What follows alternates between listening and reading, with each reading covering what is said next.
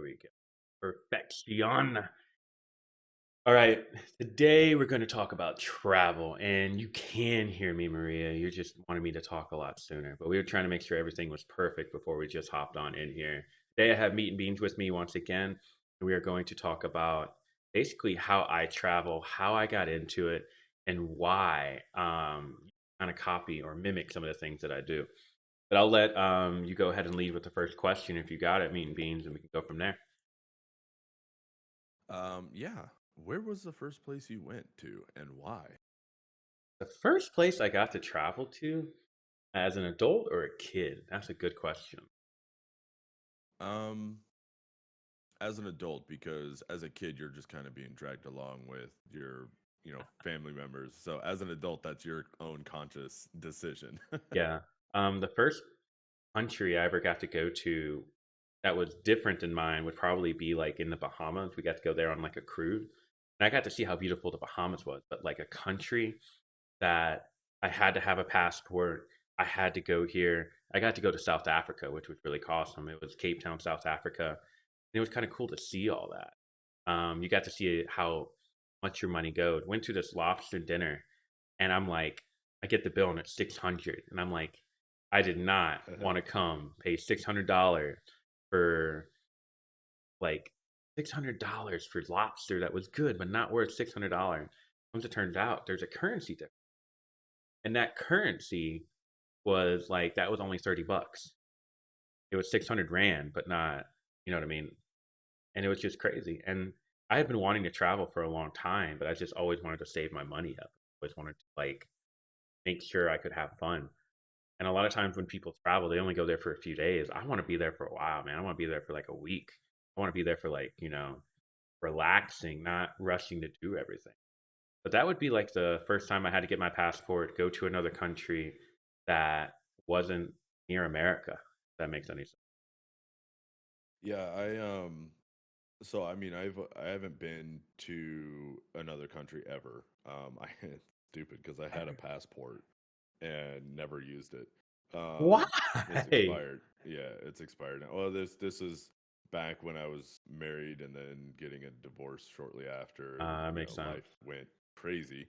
Um, but about that time, the time frame that you spent or that you want to spend somewhere makes perfect sense because for my honeymoon, I went to Hawaii. I went to Kauai to be specific, the island Yeah. of Kauai, and we went there for a week.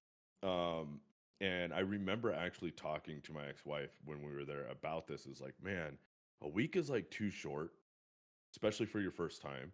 Because we wanted to do the luau's, we wanted to do the tours, we wanted to do the scuba diving, we wanted to do all these things, and we just didn't have enough time to do it unless we were gonna literally try to rush ourselves to and Mhm. from every single thing and not really enjoy anything.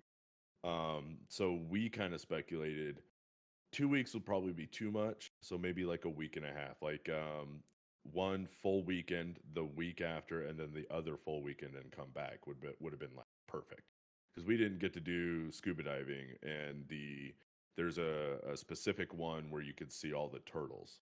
Yep. We Now, couldn't do that, and we really wanted to do that. one thing you need to do is Um, like when you're traveling, so you said a week and a half, which I don't disagree. I think 2 weeks is plenty, but count the days you're traveling. If you do not, you will regret it. Because sometimes, how long was your flight there? 6 hours there and back. So 6 hours all the way there, and then you land, you leave at whatever time. And then there's the time difference too. I forgot what time it would be there. You know what I mean? Yeah, they're 2 hours behind California, or an hour behind California. The daylight savings crap, but um, But I for think real they're though, 2 hours behind California. Yeah, so it yeah. was actually really weird because we left. Um, I might be getting this wrong. I think we left in the morning, Arizona time, like early. I think we got the airport at 7. Probably ended up leaving somewhere around 8:30 or something like that. We Yeah. actually, it was like we time traveled Yeah. because it was weird. It was 6 hours, which was rough because it wasn't a big plane at all. It was one of those, it was single aisle down the center, two Yep. seats on either side kind of plane. And it was rough because it was jam packed with people. Every seat was full.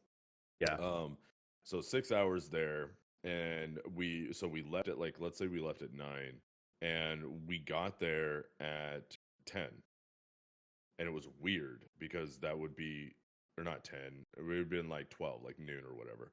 And it was Yeah. weird because it felt like I was flying all damn day, but I get there just a few hours after I left, essentially. But it's like you essentially go back in time. I You mean, do when you fly like that. Yeah, and it's kind of awesome. So, um, when a lot of people when you want to travel, you guys don't realize your biggest advantage is either your work or your credit card when it comes to travel. Because you were asking me mhm. earlier, you were like, "How do you travel so much?"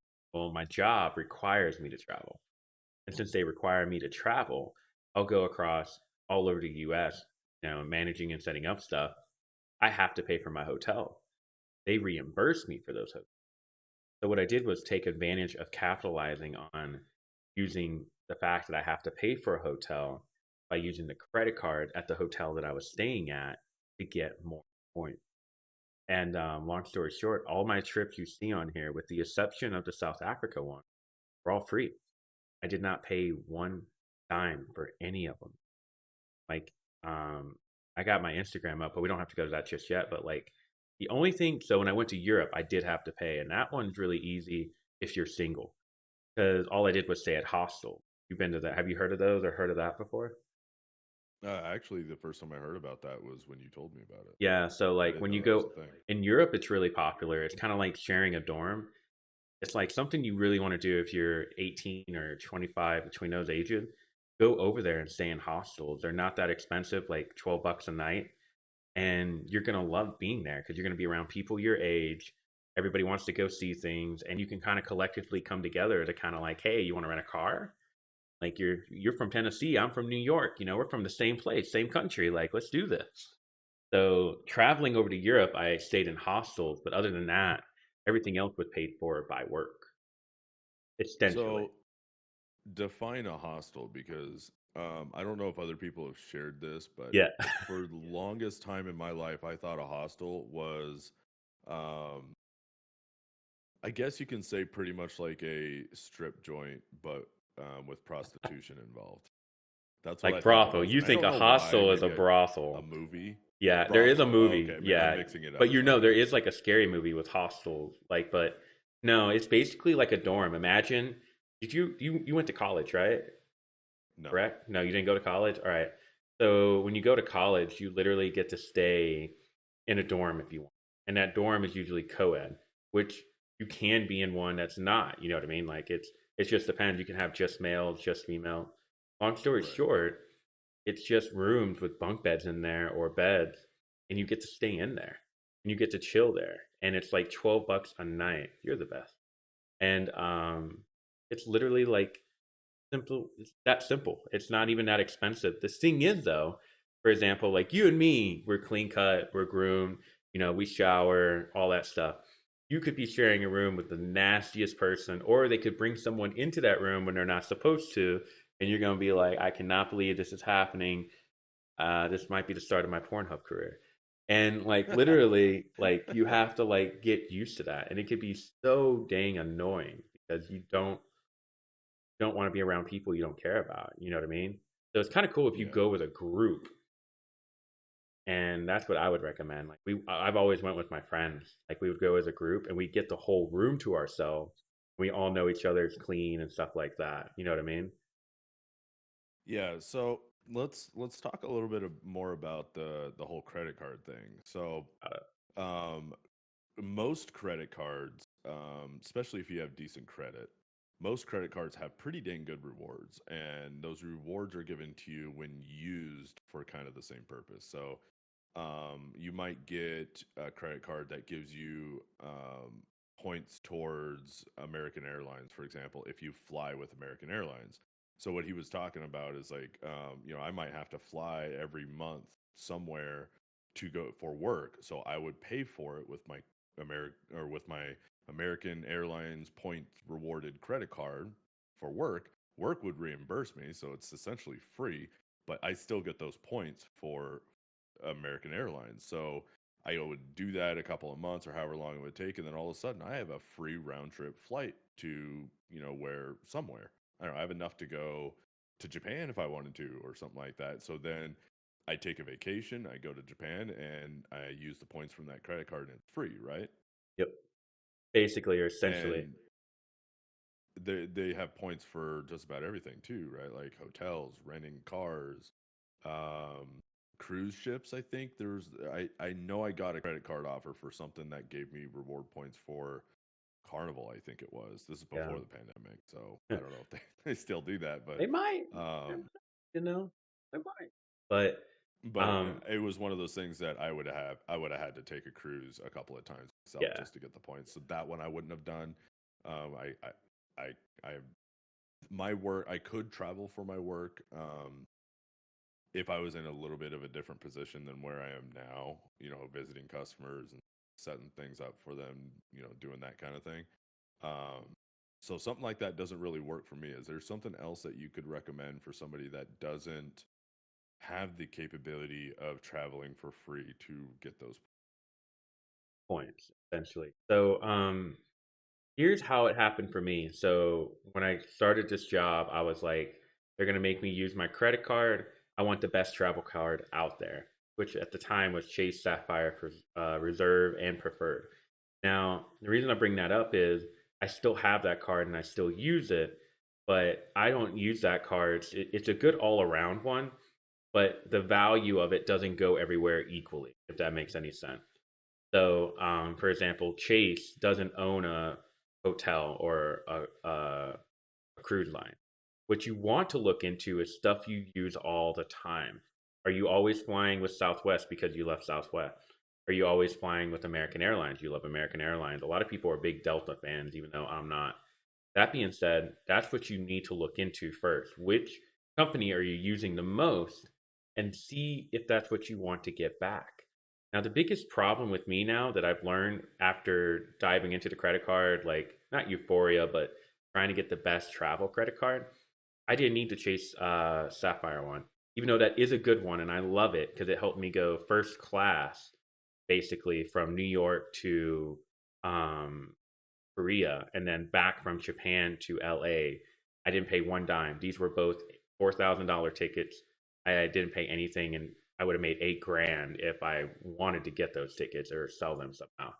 But the reason I bring that up is that's why I come back to that. How often do you fly, man? Do you fly often? No. That's what I'm Yep. saying is it's almost never. Okay. Um, Now the reason I say so that, go ahead.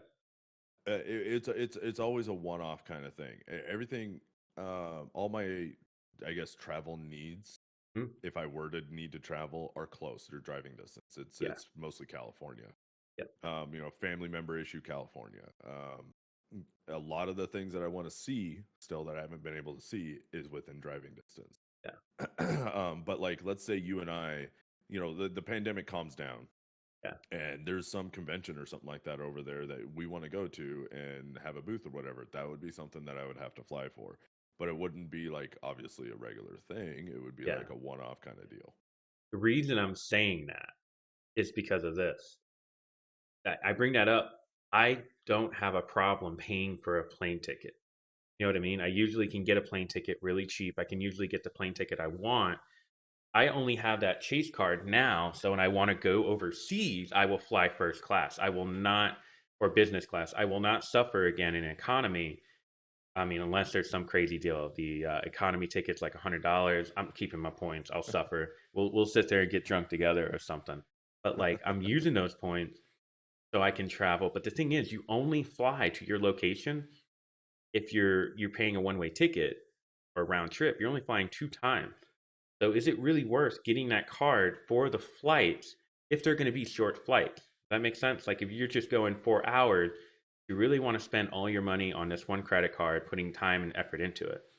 With me, which is where I go back to, I want to stay someplace for 2 weeks.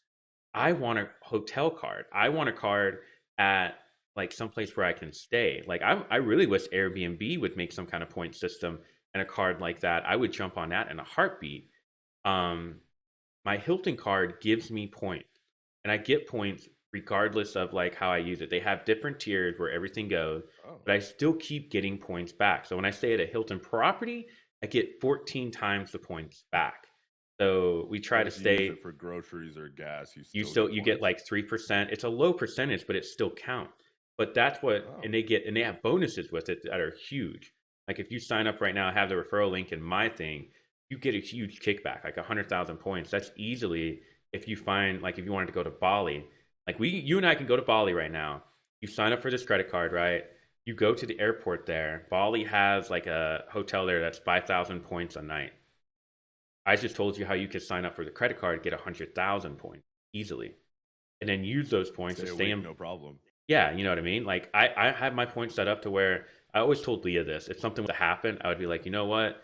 We're going to Bali. We'll live there for a year and we'll be fine. We won't pay anything. Like that's how you can utilize those points to your advantage. But there's a reason I say that though. Like that's the most costly thing next to food. Your airplane tickets, you can usually get deals. You can find a steal usually. But hotel, my cousin was trying to stay in Orlando for a weekend, and she was like, she had to use Experian, do a bunch of like haggling to find one. When I just look on the hotel there, I looked it up, and I'm like, you got a good deal. It'd be 150 a night if you didn't go through all this work. With the points are kind of just like easy guaranteed. This is going to be the rate at this typical hotel. They have levels for it. It just made so much more sense for me. Anything huge, anything important, I'll put it on that card. That is Hilton is American Express, by the way. I'll put it on that card to collect those points. So when I want to travel someplace, I can stay for a few days, and you get rewards when you spend so much. A lot of you guys can pay your rent with your credit card. That's an easy like Yep. 12,000. It's a lot of points. Like depending on your rent, if it's 2 grand a month, that's 24,000 times whatever the rate is that they pick for what they want rental properties to be. And you need to look Yeah. that up Right. for every brand you like staying at. Some people are hardcore Marriott fans. Like I know two people who will not stay anywhere else but Marriott, and I know people who don't care both. They got both credit cards, Marriott and Hilton. They just take advantage of when they have the promotions to get the point. But that's the Yeah, biggest we thing. talked about this Yeah. a few podcasts ago about how if you can get a high enough limit credit card with, good, with not that many fees, because I know some of them come with like major Yes. yearly fees and um, interest rates that don't make sense and that are charged. Like, just so people are aware that this even exists, I got an offer for a credit card that charged interest rates weekly. So normally it's, I believe, monthly. Yeah. And if you pay off that card before the end of the month or before their billing cycle or Hmm. whatever for interest rate, you pay no interest. That's just how it Exactly. works. Yeah. This card did it weekly, so I'd have to pay that thing off every single week, like No, thank Thursday you. or something like that. It was terrible. Yeah. But if you use your card for everything, like you have, like your debit card, pretty much. Let's say you get paid $2,000 every 2 weeks, for example. Do not spend more than $2,000 on that credit card because that $2,000 paycheck you just got should go straight to that credit card Yep. as soon as you get that paycheck. And what you're doing is you're spending other people's money first and then you're paying it back. And there's ways you could do it. For example, paying off that credit card every single month before the end of the month, it's interest free. Yep. You owe nothing other than whatever yearly fee they might have, or whatever fee is. Some of them don't have yearly fees. It could be whatever fee that you paid to start the credit card, and that was it. So that's really good advice, especially if it's a credit card that you get points to do something that you want to do. And as soon as my personal credit is fixed, that's exactly what I want to do. Is I want to get some sort of travel credit card, and I'm going to Yeah. use it to pay everything: gas, food, rent, all my bills. I can literally pay. I don't have a single bill or any situation where I've had to write a check or get a cashier's check in Yep. years. It's probably been 6 or 7 years since I've had to use a cashier's check, and I haven't had checks since I was like 20. Like No, those are dead and gone. same. So that's a life hack if I ever heard one. It is. And honestly, all you have to do is look at which credit card makes the most sense for you. Like you are talking about the RV and all that stuff. So you could get the Chase card and transfer those points. The problem with the Chase card is that transfer ratio can be horrible. Like, for example, when it was doing really good, you could transfer the Chase points from before they got rid of it. Korean Airlines was a partner with them. And then they were like, "Hey, we don't want to be a partner with you guys anymore." It's not that they didn't like them or appreciate them. They just wanted them to like understand that this isn't profitable. The Korean Airlines had a 1-to-1 ratio, which means all my points transferred over exactly what they were worth. When we go back to, like, for example, for American Airlines, I think on there, like 1 to 7, it's something like that. It's a different ratio. And that's where I kind of got, not got mad, but I'm like, to get the value out of it, you got to make sure the ratio is perfect. So you can get a good travel credit card and utilize those points. But if those points are not being used towards what you're going to use all the time, or the ratio isn't good enough, you're going to waste them. So a lot of people get that Chase card and they're like, "Oh, I got my flight paid for." You just used all those points to fly an economy flight that you could have paid for. These points are worth way more money. You really have to dive into your research and make sure that credit card is going to give you back the. It's the same thing with my Hilton card. Yes, I have to pay a $450 annual fee. But when we went to the Florida Keys together, I didn't pay for one meal there at the Hilton. It covers resort like food up to $200. So $200 got paid for the whole week we were there. And they give you free breakfast because Hilton does that. If you're a Diamond member, you get free breakfast. So like it's utilizing it like that to your advantage. You got to make sure you dive in there really hard to see what you would use it for. And you're absolutely right. The only thing I don't use my credit card for is to pay my mortgage. And I asked if I could do that. I was like, I wish I could do that, but you can't. It has to be directly out of your bank account. So really have to look into and see what you get approved for. Not everyone will get approved for that Hilton credit card I'm talking about, or the high reserve one. I think I forgot which one's the highest for Chase, but I have the links in my bio right now. If you sign up, you get like 70,000 points back. That's a lot, by the way, for Chase. For Hilton, 100,000 is a lot, but it's not nearly as valuable as the 70,000 with Chase, because Chase can kind of get you those first class flights if you find them as well. You got to find the right transfer partner. But yeah, that's how even now, like I tell Leah this all the time. We're literally talking about, let's go to Disney. If everything's open, we all get our vaccine, right? We're only paying for our food. Our hotel is paid for. If we have to fly, we'll find some cheap tickets with Allegiant. Allegiant's been really cheap for us. But that's the thing though, like let's say you do have a dedicated airline you use all the time. I have a person who has the Delta card. He hasn't paid for a flight yet, dude, simply because he keeps taking the using that card to his advantage. The annual fee, you got to look at the perks. That's the other thing. So when we did travel, we got to stay. They have a room that you pay for. That's like a relaxation room that you get just for owning that Hilton card. We got to stay in there for an hour away from everybody. Literally isolated from everybody, and it's our own private room that has to be sanitized and clean. So you really want to make sure you look into that. And that's how I do that now. To get to that point, though, I had to do all that research. I had to look into what's valuable for me. Like, would you ever stay at a hotel? Oh yeah, I do all the time. Well, I was going to say, yeah. So if you're staying at hotels all the time and you just want to get those points and rack them up, like a typical American hotel with Hilton is like 30,000 points. So you see how that drastically drops when you get that 100,000. But you want to utilize it properly. They also give you once a year a reward where it will let you stay at any of their places for one night free. And it's the standard room. You can use that to go to the Maldives. You see that place in the Maldives all the time?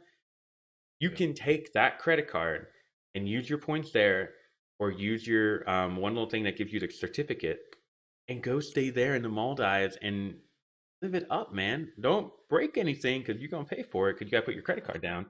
But like that is what I am planning to do. Like I have plans for that for us to go there. I just need coronavirus to chill out. You know? No, right. Right? Yeah. So, um, have you traveled all throughout the United States, or did you kind of focus traveling to other countries? My job makes me travel all across the U.S. So I only have four more states, and I will have seen all the United States. It will be North Dakota, Alaska. Yeah, I've seen. I Maybe know I'm it's North missing Dakota. anything from I North went to Dakota. Hawaii, so I saw Hawaii. It's North Dakota, Alaska. Yes, I know now. Montana. Those are the Yeah, three. Montana. Damn, Montana's where I want to live. Everyone tells I me that want to I would love it be. there. That's my home. I I want to be that country boy that has a freaking ranch off the beaten path, and just I want to walk out with my, well, not coffee, but let's just say a Red Bull or something like that in the Yeah, morning, the cold crisp air, and just look at those freaking snowy mountains and oh yeah. man. But It no, I've wouldn't been to North surprise me if Dakota. that You're not doesn't. missing anything there. Well, I was gonna say, wouldn't be surprised if it doesn't become the next Colorado if they do everything right. You know what I mean? Yeah, absolutely. Yeah. And that would kind of suck because if I do move there and live there, then I would have to deal with it being modernized like Colorado, which is what I don't want. Mm, But yeah, man, I've only been to Hawaii, a little bit into Oregon, basically enough to where I didn't experience anything. I went to San Antonio, Texas. That was actually really cool. yes. I went there to see a friend graduate from the Air Force. This is actually before I moved to Arizona, so I was 20, 19, 20, or 18 maybe. Yeah. That was really cool because I got to see like all the sites from the God, people are gonna cringe. I don't remember what war it was, but like the Alamo, Alamo. the Yeah, that's the yeah, war. yeah. So I got to see that, and the atmosphere down there was just so different. And that Right. was kind of my first inkling that okay, even places not that far from where I live are drastically different in how people react or act and talk and how things look. I remember driving on the freeway, and it was in. I didn't drive, but I was riding in a car, and they were getting on the freeway, and people just let you on. And I'm from California. People are like, try it, hit me. I'm not letting you on this freeway. I'm not moving. Yeah. Everyone's stuck up and better than everyone else. But in Texas, they're, every single person's just like, oh, I see you. Come on. Yeah. Let's go. Everyone's just super courteous and nice. And the barbecue, Yes. like, And holy the crap. steaks. And the steaks, man. Yeah, everything is bigger in Texas. Why? We I don't. went to like just a normal, like, I don't even think it was a steakhouse. It was just a normal restaurant. Mm, And I got a pulled pork sandwich, which is just kind of my go-to when I'm not really craving anything from yeah. some, type of restaurant. And they brought me a plate with two like potato buns, and the rest of the plate was just pulled pork and coleslaw. Like there was maybe two, three, four times more than what you could fit on the damn potato buns, Yeah. and it was just insane. But other than Texas, I live in Arizona. Never been here before I moved here. I literally packed everything in a little Jeep Cherokee that I could fit in there, and I drove to Arizona, and I've been here ever since. But outside of that, I flew to North Dakota and drove down back to Arizona. So I saw North Dakota, South Dakota, Wyoming, Colorado, and New Mexico. But I've been to New Mexico before, Hmm. quite a few times to Albuquerque. But I mean that was kind of it, and all I got to do was just drive. So I didn't really get to stop and see sights or anything like that. But I can tell you this, that right there, that was my holy shit, I need to get out. I need to start Yeah. seeing things because I drove back by Colorado on, I forget what freeway that is, but it's the one that's on the east side of Colorado that just pretty much goes straight down, and just seeing the mountains on the right, the west side, I wanted to stop so bad, but I couldn't. So that right there is what got me wanting to get an RV, take a couple of weeks and find a destination, drive to that destination, but not in a hurry. I want Yeah. to be able to stop and stare at those mountains for 2 hours if I wanted to, or driving on the way to Mount Rushmore, for example, and I see some other sites that I want to that look cool, and I stop and check them out, that kind of thing. Um, so, is there anything in the United States that you have seen that would blow someone's mind like me that hasn't really gone out? It would probably be how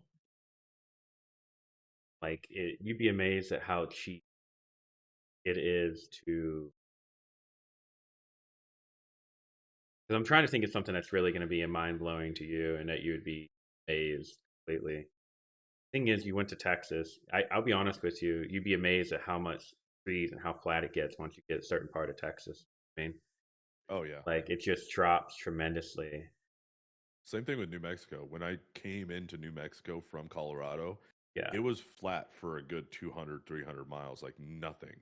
And then all of a sudden I got into like these little mountainous areas with pine trees and everything. And then I was in Albuquerque. So yeah. it went back to normal.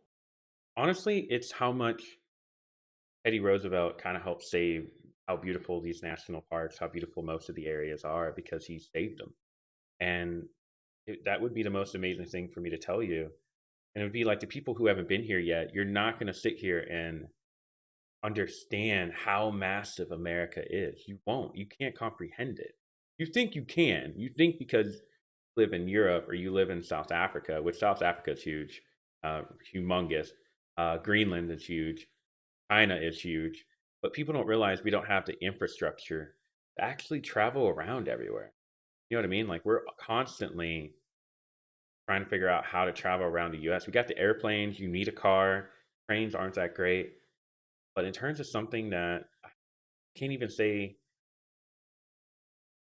it's just how massive America is. That would be the most surprising thing that you probably don't understand, that you I'm kind of have a actually, glimpse of when you see the Grand Canyon. But imagine most of America like that, just being humongous. And the food, the food everywhere is different because you have so many different cultures, so many different people there.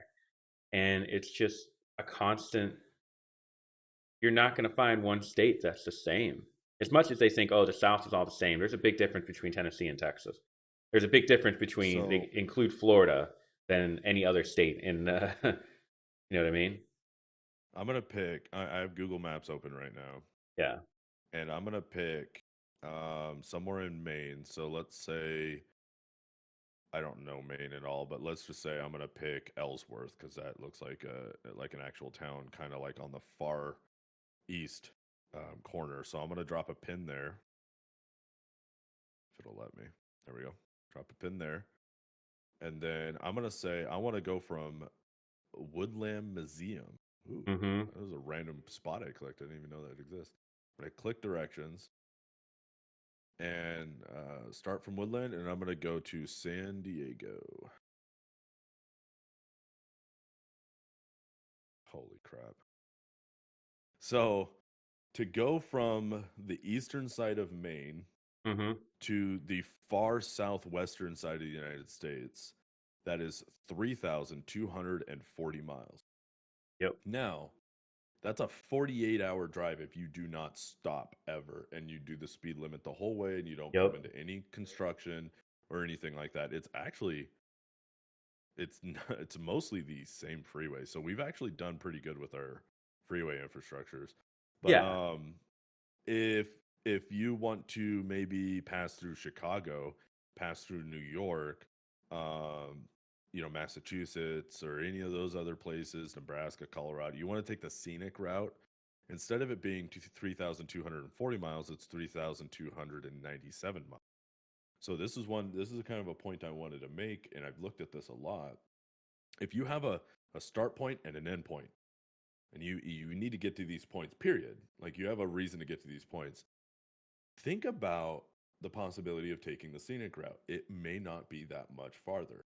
So instead of going through the flat lands of Oklahoma and the Kind of. top of Texas, which is super flat and Yeah. barren, and then the top of New Mexico, which is flat and barren, and Missouri and all this other stuff, you can take the super north route going through New York, Chicago, Iowa, Nebraska, top of Colorado, over the Rockies and or not Rockies, but like through Denver and over White River National Forest, through Mm-hmm. Utah. I've never been to Utah. I want to see Utah. Utah is and ridiculous. then back through Las Vegas. There's a lot of people that have never been to Vegas. You drive through Vegas, it's actually a sight to see. And then you get down into the boring parts of California, and then you get down to San Diego.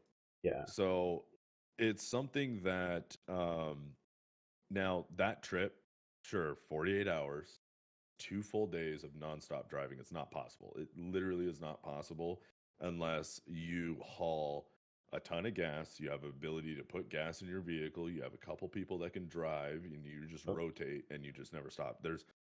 There's this thing called the cannonball that people do where they race from one end of the United States to the other. yes. They How the do this fuck do crazy they stuff. do that? I cannot do that. He's talking about Cannonball right now, how people will get in the vehicle and go all the way across. And I could never do that. Like not never get out of the car basically, if I remember correctly, Nope. right?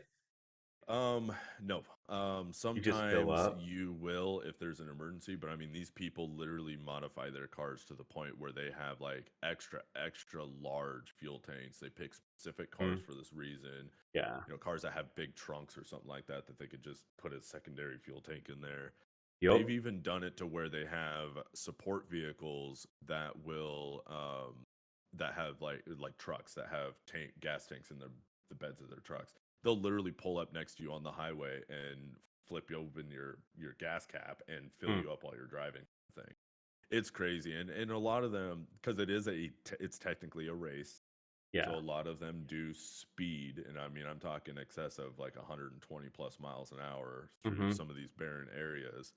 Um, but that's how they do it, and it's not easy. It's hard.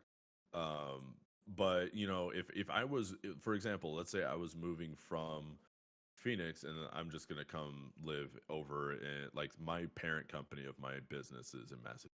So let's say let's get rid of that pin and let's say I'm just gonna go live somewhere. It's like I don't know, Boston. Yeah. I'm just gonna drop a pin over here in Boston. Come on, drop a pin. I guess I gotta pick on While he's doing Tufts that, Medical Center. you guys, the reason we bring that up because you asked me what's something that is the most surprising. You guys truly don't get it. A lot of people here are from America and you get that. But overall, you're not looking at, like, get your map out right now, zoom out and look at America and look at all the places everybody tells you to go. They tell you to go to LA. Well, if you're coming from Europe, you're going to land in New York because I'm pretty sure they're Yep. going to want to land there. And then you're going to have to stay a day in New York. You know how to get around in New York?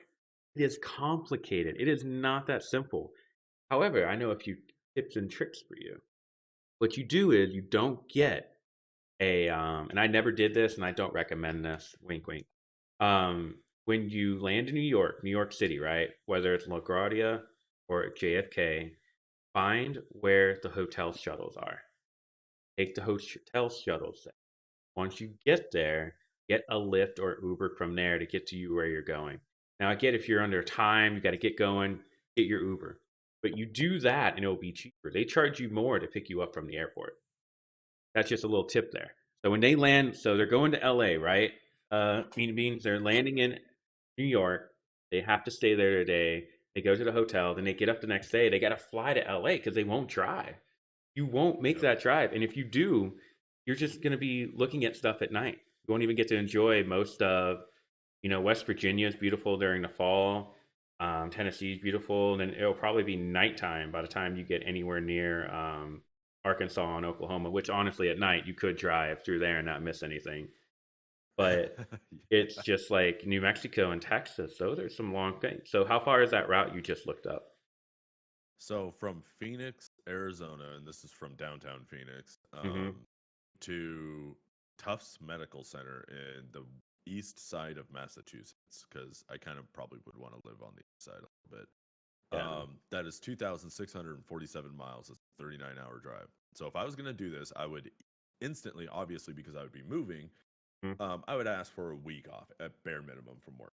But what I would do is, if I could afford it, I would hire a moving company or a shipping company to ship all Mm-hmm. my big stuff, all my couches, my bed, my you know kitchen table, all the big stuff, the appliances. I would have them ship it, and then I would load whatever else I would need, or maybe want to keep with me, some valuables or personal things that I don't trust with the moving company or whatever. I would load in the bed of my truck, or just get like a tiny U-Haul trailer or whatever. Or if I Hmm. had my travel trailer, I'd probably just load it up into the travel trailer, assuming I don't maximize the weight too Yeah. much. And I would take that week, and I would just drive all the way over there. And the route that it automatically picks, because Google Maps automatically picks the quickest, easiest route, Yeah.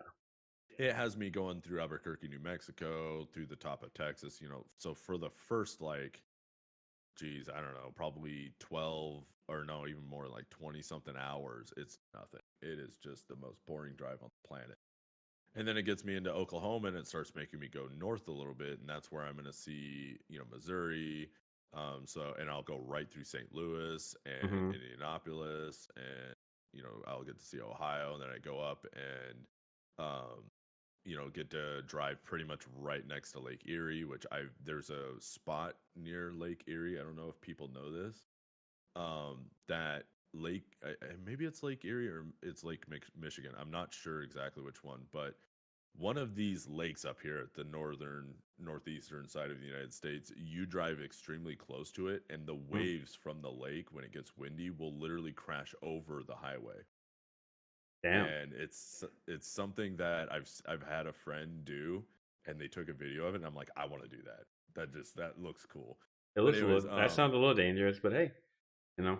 yeah, yeah, it does. But it has you start going through all these cool spots. So what I would do actually is I would kind of split the two routes that it picked out for me in two, and I'd say, okay, yeah, sure, bring me through Albuquerque, and then take me north to Colorado, and then I'm gonna go the north side of Kansas and through Kansas City, hit St. Louis, and then continue going north instead of going south through Louisville and West Virginia and all this. Although that would probably be a pretty cool drive too. Yeah. So, but my point is, if I wanted to enjoy this, a week may not even be enough. And It I mean, won't be. enjoy it in the sense that I'm not stressing myself out driving. I'm not stressing myself out trying to get there at a specific time or whatnot. Um, I would want a week, or maybe like a week and a half, and I would stop at all this cool spots that I can stop at on this route. Maybe even go a little bit out of my way and see see Chicago, hit Chicago and then come back down, or um, hit Nebraska and come back down to Missouri. Just skip Kansas altogether, because screw Kansas. I'm Yeah, just kidding. Kansas can be boring as Um, well. It can be pretty, but yeah, pretty boring too. The but biggest thing. they're Go ahead. the size of the United States, to get back on that topic, is insane. And we're not even taking into account Hawaii, which is actually pretty small, Yeah. but Alaska, which is massive. Yeah. And there's Puerto Rico, which is a territory if you want to count like all the other territories we have Yeah. too. There's I can't find it, but there's somebody that recently made kind of like a little YouTube video that took the size of square miles of the United States, pulled it out, put it kind of all the territories and everything kind of together just on the outside of the United States, just Hmm. keep it same shape, and then started overlaying it on top of other countries. And one thing that it pointed out that a lot of people I don't think realize is when you let me see if I can go to globe view here. Here we go.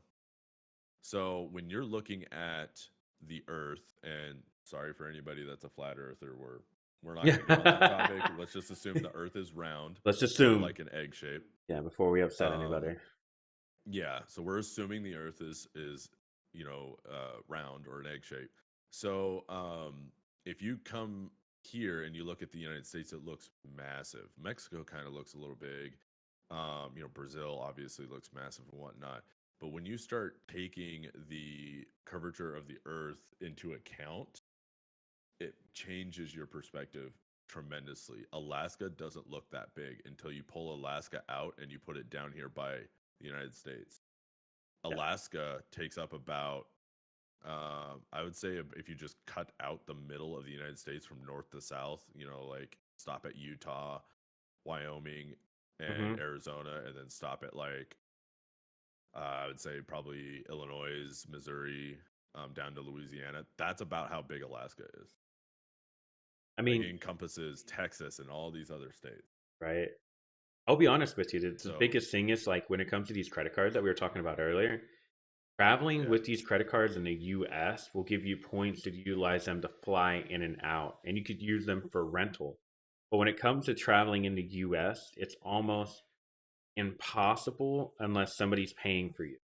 Simply because yep, you're we don't have this, like if you go over to Europe, if you go over to you land in London, there's a train station that'll get you all around the United Kingdom there. You can even hopping on a flight from Ireland to London was only or from Scotland to London or Scotland to Ireland was only £12 or not, I forgot what their currency is, but it was only like 12 USD is what I meant. It was something super cheap. Where with us to fly from, I know it's not possible probably, but let's just say to fly from New York City to Syracuse, which is roughly almost the same distance, but not really. It's still an expensive flight, like $150, which is still cheap when you guys when we're talking in terms of flights. But at the end of the day, these points and everything that I'm talking about are going to help you travel outside the U.S., which is something you really want to do because it's just so hard to get around in America that it makes these points, they're still valuable. You can still get decent hotels in America using these points. You can still use your points that you get from your chase to fly to and from. It's still a free flight, but to get the greater value, you're going to want to utilize using them across other countries. Now, let me ask you this question, and this is just because I've flown a lot. What do you think is going to cost more? Me to do a round trip ticket from I'm gonna start. Let's start in Tennessee, or we'll use you because it'll be the same example. You're in Arizona. What's going to be cheaper for you? A round trip flight from Arizona to the country you want to go, or Arizona to New York, and New York to your country? What's going to be cheaper? You got the round trip one, and you got a couple of stays where you got to kind of stop and then get you to your next flight. overall cheaper without considering any type of points I may have for Yeah. hotels or anything Yep. like Just that. straight cash, homie. Yeah, then straight to the country is probably going to be cheaper because and I mean I could be completely wrong about this, but when I've looked at this in the past, Yeah. usually those layovers aren't like an hour or two. True. True. They're usually a day, 22 hours, 24 hours, 30 hours, whatever the case may be. So I would need to get a hotel. I mean, Mhm. if I was doing this by myself, no, I'd probably just sleep in the freaking airport if it's like Right. 24 hours or something like that. But I have a family, so assuming my family's going to come with me, I would have to Right. get a hotel. Getting a hotel in somewhere like New York, and let's just say this is a place I've never been before. I was just Mm-hmm. stopping there simply because the plane ticket was cheaper. Well, now I have to assume cost for food for that day. It's an extra day of my travel. That so either I included that extra day, or I added on an extra day in the country that I wanted to be in to compensate, or I Yep. lost a day. He's And all a in on hotel. this. He is on in right now. He's all in right now on that one. So the kind of cut you short, doing those Yeah. stops are going to be cheaper. Now I know you brought up your family and everything, but even then, it's still cheaper. You're like, well, I got to get a hotel to fly uh to another country. You're going to get a better deal looking on what New York has and flying out on that day than doing a round trip from Phoenix and over. Simply because Phoenix is going to make you probably do that same layover, but more complicated. And you're still not going to save as much money as you could by doing what I'm talking about. So here's a good example of how I got to Iceland for $150. Um, well, actually, it was 300 total, but $150 there and back. Okay, flying out of Atlanta round trip was 900 or $1,200. Okay, what we did was we looked up tickets to go from Atlanta to New York City, and we did exactly what I told you. We picked a hotel that would pick us up. We would take that, go stay there. That way, we're near the airport. We can take the train to go see any of the sites we want to see in New York for one day, and then the next day we fly out. Now, I told you about how I use those points, right? Well, instead of paying $900, I use my points. I stay there one night. The next day, we go to Iceland. So when we go to Iceland the next day, we only spent 150 on a plane ticket total. It cost us like $60 to fly from Southwest to there, and then like I said, it was a deal with. I don't think um, they're not an airline anymore. They were the pink one. What were they called? Holy cows! Not Spirit. No, they're still around. What were they called? Oh man, they just I went don't know. bankrupt recently. Ah! Anyway, they had a huge ass deal where it was just super cheap to fly there and super cheap to come back. Because what happened was, I was like, hey, I was working right at the time, and I was like, they're gonna send us home for a week, right? I was like, what if I find a plane ticket that costs the same as me going home or cheaper? It cost me to go from Atlanta, Georgia to Nashville for $400. Do you understand that? $400, and here I am going round trip with everything I'm That talking about from here over to 400 $400 Atlanta, to go from Atlanta, from Georgia to Atlanta, Nashville. Georgia to Nashville. Now, it One could have state been, up. huh? One state up. Yes. Jesus. Yeah. Sorry, I just had to stop you on that because that's crazy because it costs you $400 to go one state up, and that's what is that, 400 miles, 600 miles or something like that Yep. from Atlanta to Nashville. And you're saying Mm-hmm. it costs you how much to go from New York to Iceland? I want to say, so it was 150, $300 total, this whole ticket. So 150, you got to factor in, I paid $60, 40 or $60 to go from there. I need to find these actual tickets. I promise you this is how we did it. Because here's what happened, guys. My coworker was like, I wish I could do that. And I'm like, ask. Like, ask them if you want, like, tell them, you know what I mean? Say something. And he didn't say anything. And literally, I was like, forget it. This is my best friend. You're going with me. I get him. They're like, yeah, if you can do the same deal for him, do it. Then, once our tickets were paid for, I put up 150. He puts up 150, and we fly his brother with us from Atlanta to go with us to Iceland. All three of us got this deal. Now, it's not like a deal that doesn't happen. They're always there. You just have to be looking, and you have to have, I mean, it's going to sound horrible, but be in the right place at the right time. So, that being said, we're going to add all that up real quick. I'm basically flying from New York to Iceland super cheap. Once you get to Iceland, if you want to go to another country, it's really easy. You're right there in Europe now, and you're shaking your head. I'll go back. The great part is, I don't think I'll find the air. Was it Virgin? No, it wasn't Virgin because Virgin's still in there. I know. I'm gonna look it up right now. Airlines that went out of So business. so is or what is like the point you're making is that instead of me buying a premeditated round trip from, Yes. Georgia to Iceland, I say, okay, I'm looking at this. I know I'm going to have a layover in New York for a day. Hmm. So what I'm going to do is I'm going to buy a one-way ticket from Georgia to LA, or sorry, from You can Georgia do to that. New Yeah, yeah, York, yeah. and then do my round trip or whatever. And of course, when I get there, I can book my ticket from New York to Iceland, and those are always going to be cheap. I do know this, that one-way tickets are always cheaper, and I have seen them sometimes where they are like a quarter of the price of the round trip ticket, which never made sense. A round trip ticket to me always just seemed like, well, I'm just paying in advance for that ticket back. Like it should be no more than double, but sometimes it is way more. Yeah. Um, so you're saying buy a one way ticket to New York, and then buy a one way ticket to Iceland, and then like you said, I can buy a one way ticket from Iceland to England, for example, and it could be like $60. Hmm.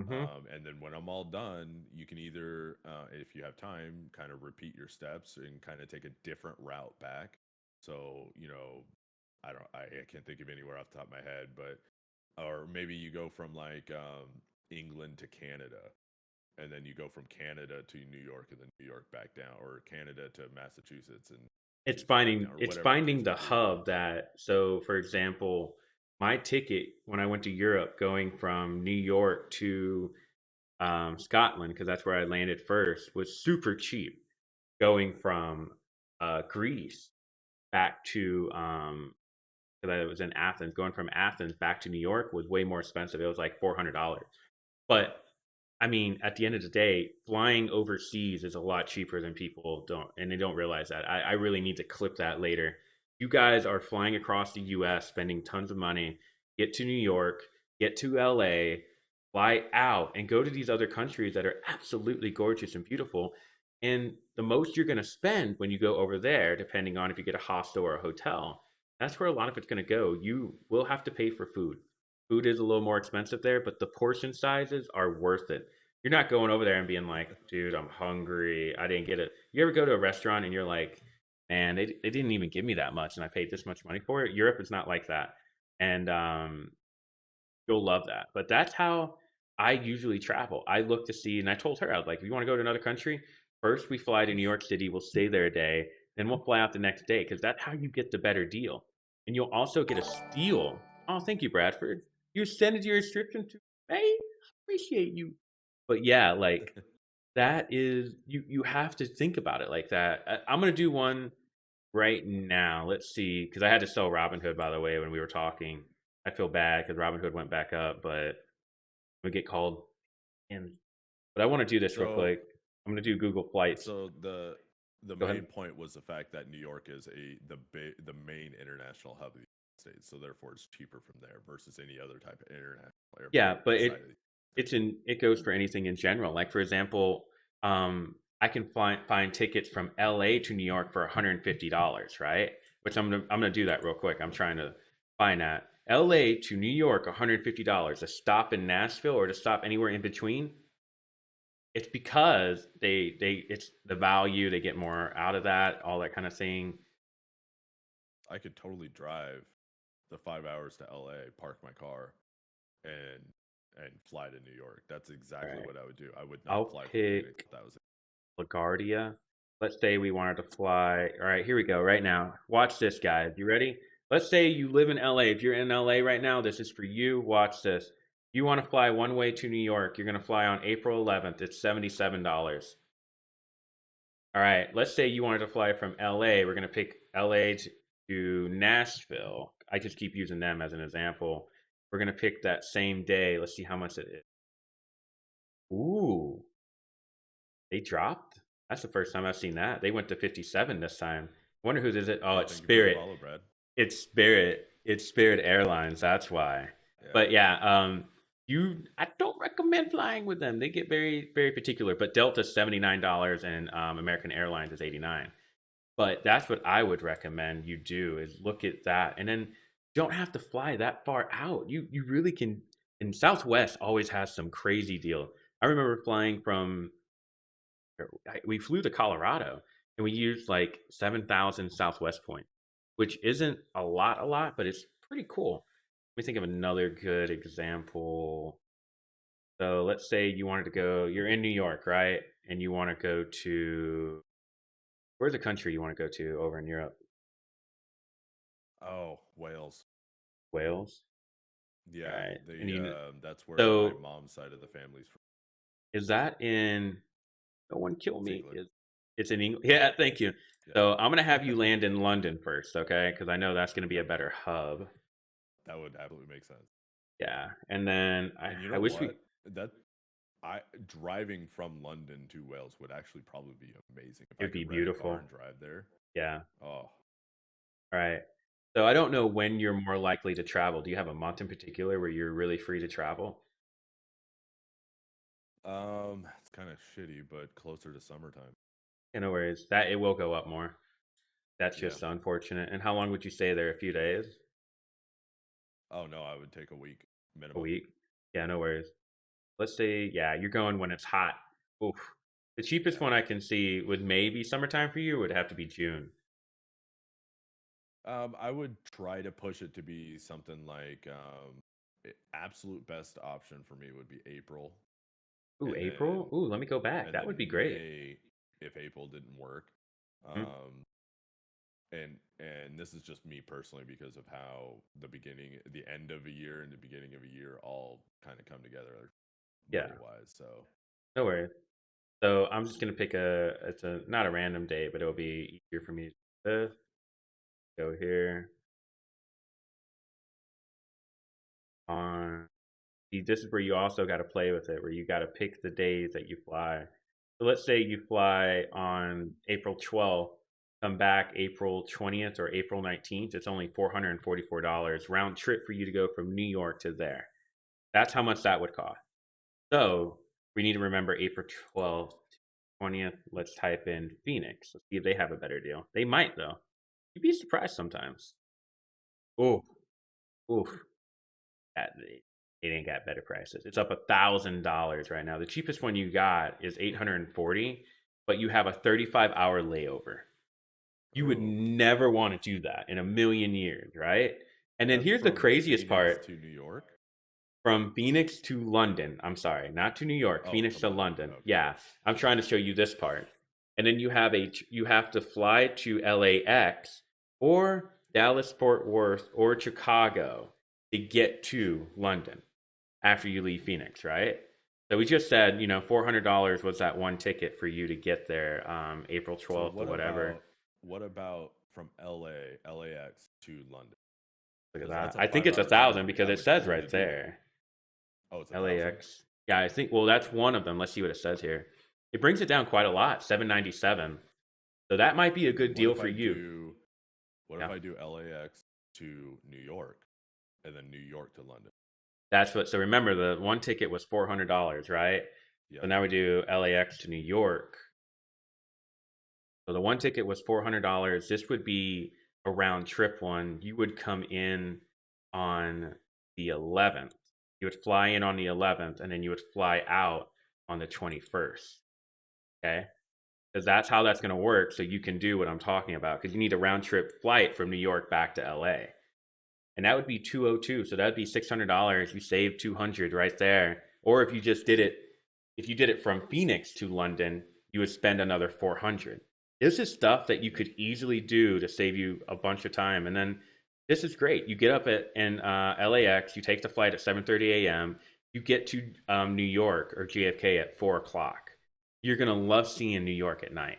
It's probably the prettiest it could ever be, and you'll get to experience a lot of that. And then the next morning, you get up to take your flight to London. Go there. You come back from your flight from London, wherever you come back from, which was London, and you land in New York. And guess what you do? You stay one more day seeing the stuff you didn't get to see, and then you go home and you saved yourself $400. That's why these little trips in between were cheaper than you doing the round trip. Now, you can pick some days where one will be better than the other, but 9 times out of 10, that's how I travel. I'll be like, hey, let's go a day ahead of time, let's go a day later, and just capitalize on that. Enjoying being able Y- to, you know what I You know mean? what really sucks? But In 2014, when I went to Hawaii, mm-hmm, that was $1,200 for a round trip ticket, and the dates were not like hard dates.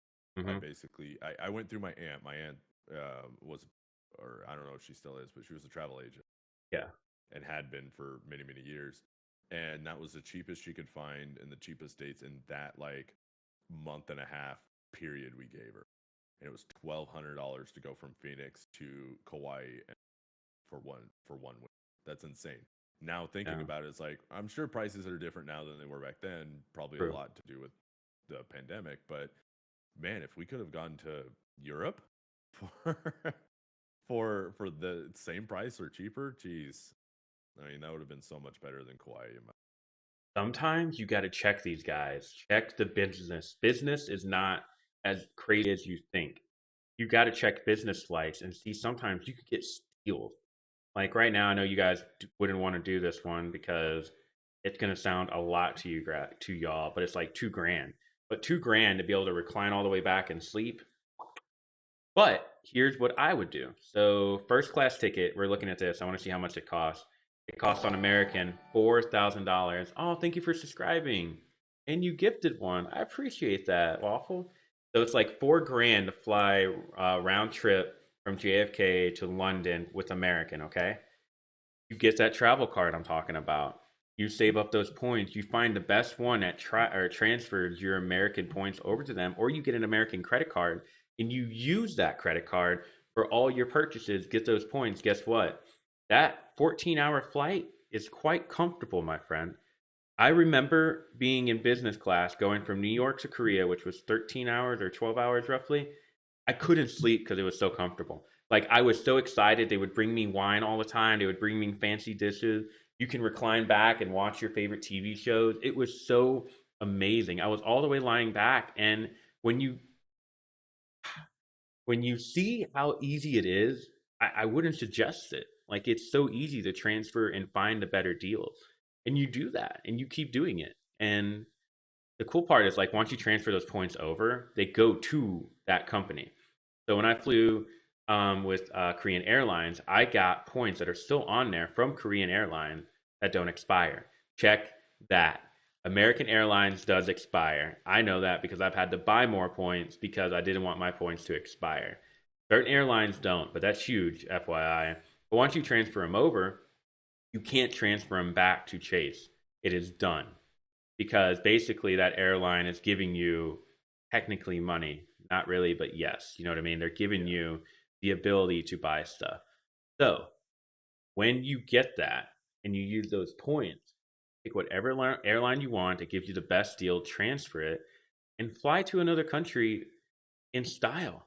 Go into Korea and then leaving from Japan to LA in first class was, I really mean that. You will never forget it. You will always remember when you did that first class flight. When I got to go to Hawaii, this was amazing. They offered to upgrade me to the next level. If you check your email, they will send you stuff like, "Hey, would you like to be a platinum member? You have to agree to this. It's only a trial." And I did that with American to Hawaii. So no one was flying to Hawaii in the beginning of December, which was surprising. I did all of December and 2 days in January in Hawaii, and no one was flying then. So I got to upgrade each flight to first class. And when I came back, I had to fly from Hawaii to Chicago for work. Work paid for the ticket. Guess what? I got upgraded to first class. They didn't pay for that. They paid for the regular ticket, and I got a first class seat. My company told me this later. They offered that seat up for me for like 5 grand, but I was like, no, I don't know if I get my seat back. And long story short, just flying back was amazing because you're just chilling there. You're relaxing. You're eating the food. They're constantly bringing you stuff, guys. It's a different world up there. And when you're in economy, you're like, hey, can I get some peanuts? And they're like, we're out. And in the bathrooms, Mm. oh my God, that's how they're doing. By the way, this is TMI. I always wondered how people were doing the Heil My Club.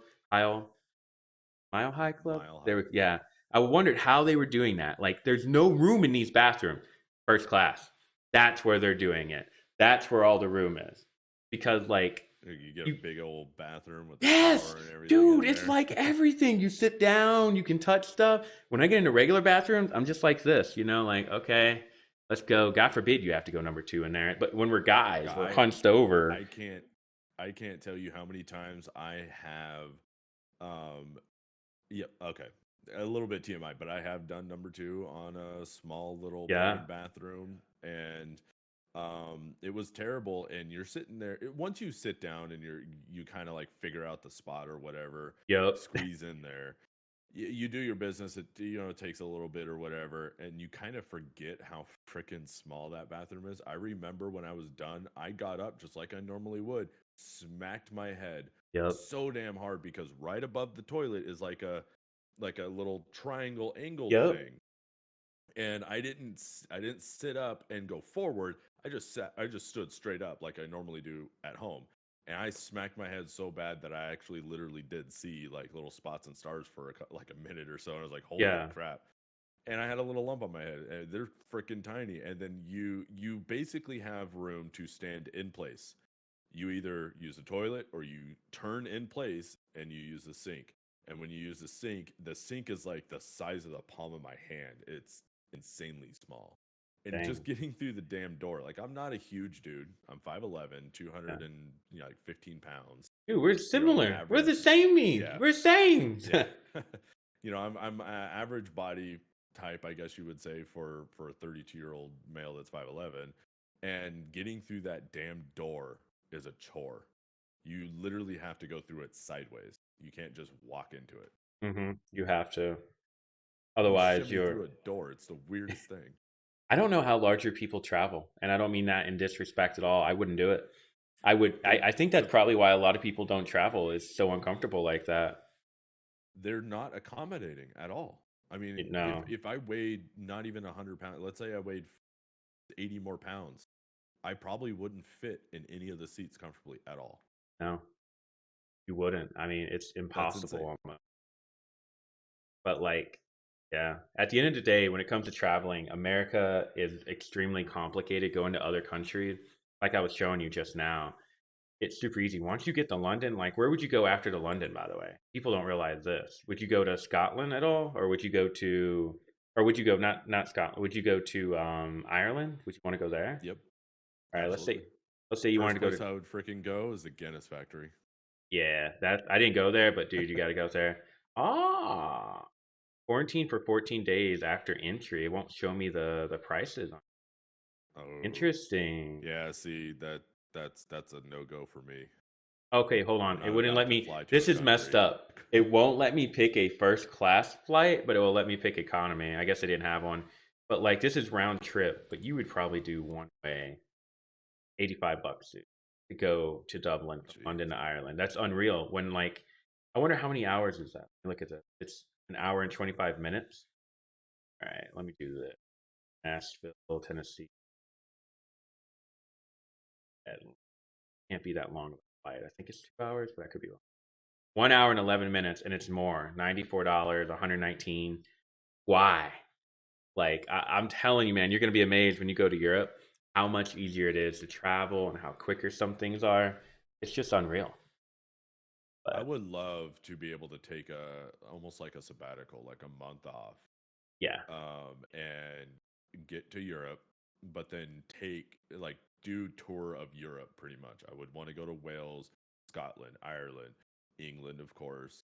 I want to see Italy. I want to see France. I want to see Greece. I want to see Rome, or you can. specifically, I want to see like all of those countries, and I'm sure there's a bunch that I would love to see that I'm not even thinking about. Like Dubai, for example, kind of a little off the beaten path, but I want to go to Dubai. They're doing some crazy shit there. You Those want islands, like you know that I'm just you know how you brought yeah, up how New York is that little hub? yeah, Dubai is that hub that gets you to all the other countries. So go there, stay a day or two or a few days, and then from there, pick whatever you want. You want to go to South Africa? Great. You want to go to Japan? Great. You want to go back to Europe? Great. It's the little hub. Like it's just there's a lot of little things that people don't really. It's not that hard to travel. I promise you. It's your time and utilizing your points to your advantage, man. You got to do that, and just be okay with leaving on certain dates. Like sometimes people get screwed over, and this happens to a lot of people who use Groupon. They'll be like, "Hey, you want to go on this trip with me? Because you got to buy 2 tickets, right?" They're like, "Let's go. It's like $300. It's super cheap." Then I'm like, "Hey, look up the weather there during that time." Oh, it's their rainy oh, season. Oh, that's why it's so cheap. Oh, there's mosquitoes everywhere during that time of the year. Hmm. Wonder why. So like, yeah, yeah, it's little things yeah. like that that you got to do as well. The countries I want to visit are, and probably people are probably going to be a little like, is this guy nuts? Yeah, But of course, I basically want to visit all of Europe. Just like count everywhere in Europe. I want to go there. yeah. It doesn't matter where it is. In Asia, I definitely want to see. Um, well, I have to catch myself. I'll tell you I this right really now. wish When I he brings visited up Asia. Asia, there's one country you can all go to that I promise won't be complicated, and I promise you'll have a great time.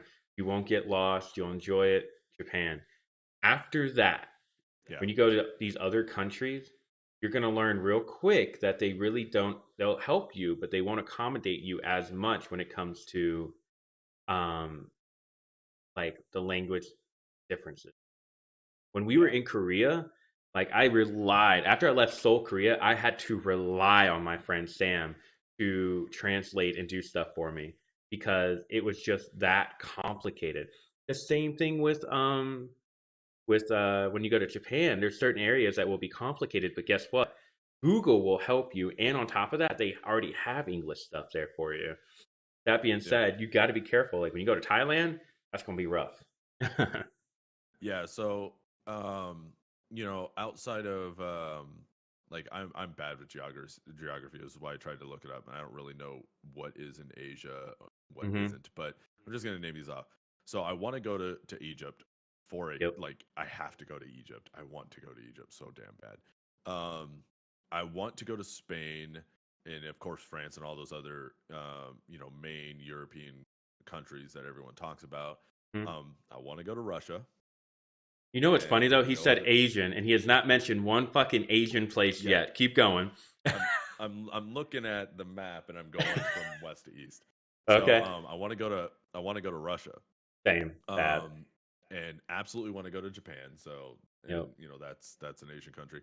I did want to go to South Korea until my buddy in the army was stationed there, and he was like, "Dude, don't come here. It's retarded. Like they treat Americans so bad, and the culture is just dumb, and there's really nothing for you to do ever. Like you just can't do it." It depends Um, on, I hate to say this, it depends on your race, unfortunately, when it comes to South Korea. And it also oh, depends on he's what you, he's what, Guatemalan, so yeah. So I'm going to tell you this right now. Even I got some racial things kind of happened to me. So we were at a club, and I got the girls to come over to hang out with us. This group of guys that already ordered an area that they get to control. Once I got the girls over there, they told me to leave, that I did not belong there. So when they said that, that's what they were saying. And the same thing, I had a couple of friends who were over there who are African American, and they're very anti. They just, it's just a weird thing that they have, and it's horrible if I'm being honest with you. But if you're with the expats, which is the Americans who are over there, and if you're with people who aren't judgmental like that, South Korea will be one of the most fun times of your life. I have a friend who went there for 2 years to teach English, and he still tells me stories to this day where he's like, I live, dude, I live there. But I do get why he would hate it. He was on the military base. Yeah, so um, they, or no, he was for a little bit, and then he wasn't. He actually lived in, I don't know what you would call it. It wasn't like an apartment. It was well, the it was barracks. kind of like a flat house on land a little bit, like a lot. It was Yeah. weird. I guess that's what they would call a house there, or what they consider a house there. He lived there for the last 2 years of the tour, so a year on the base, 2 years on that in that place. The thing is with And military he said people. that that's when sorry, he said that at that point when he moved off the base, that's when he really started experiencing Hmm. um, South Korea, or Seoul. I don't know how to say Yeah, it exactly, but that's when he said it's like that's when I realized like this place just sucks for yeah. foreigners, pretty much. It's Like, literally like, and they're so big on looking perfect, and they're so big on, yep, yeah. It's he there's a talked a lot of, lot about that. It's a social norm for you to get plastic surgery when you reach a certain age. That's literally, insane to me. yeah, like you'll see that they'll have it. And on top of that, guy, like, so I went from Korea to Japan, and Japan people will be like, you do realize that we are natural. Like, this girl straight up said this to me, I am a natural woman, and they are not real. And I'm like, God dang, man, they still at each other. Like, there's a lot of stuff that the Japanese did to the Koreans. This is a whole different topic and debate. Long story short, you'll love Korea. You just have to stay in Seoul, and you have to be okay with finding where the Americans are. Once you kind of find that, you'll find people who are normal and people who make it. It's just like when people are like, don't go to the South. The South is horrible. It's really not the South. It's just those people who are there. There are great people in the South. But go ahead. Yeah. What's the next So, country? of the Asian countries, a lot of this is China. I definitely want to go to China.